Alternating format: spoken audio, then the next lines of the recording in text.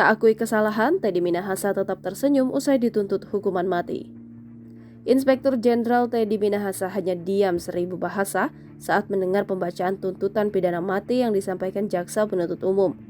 Teddy duduk sebagai terdakwa kasus peredaran narkotika jenis sabu dalam sidang yang digelar di Pengadilan Negeri Jakarta Barat, Kamis 30 Maret 2023. Teddy ditangkap penyidik pada 24 Oktober 2022. Dia juga disebut menerima uang hasil penjualan sabu senilai $27.300 Singapura atau 300 juta rupiah dari ex-Kapolres Bukit Tinggi AKBP Dodi Prawira Negara.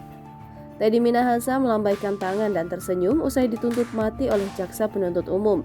Setelah mendengar majelis hakim menutup sidang, Teddy langsung berdiri. Ia bergegas menghampiri pemimpin tim penasihat hukumnya, Hotman Paris Hutapea. Keduanya pun tampak bersalaman dan berbincang. Jaksa menyatakan terdakwa Teddy Minahasa telah terbukti secara sah dan meyakinkan bersalah melakukan tindak pidana. Jaksa menilai tak ada hal yang bisa meringankan tuntutan Teddy. Sebaliknya, jaksa membeberkan apa saja yang memberatkan hukuman Jenderal Bintang 2 tersebut. Teddy dianggap menikmati keuntungan dari hasil penjualan narkotika jenis sabu. Padahal, ucap jaksa sebagai seorang penegak hukum, seharusnya Teddy menjadi garda terdepan dalam memberantas peredaran gelap narkoba.